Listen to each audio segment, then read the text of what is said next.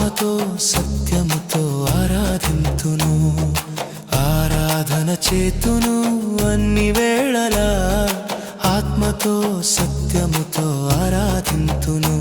నా ప్రాణ ప్రియుడు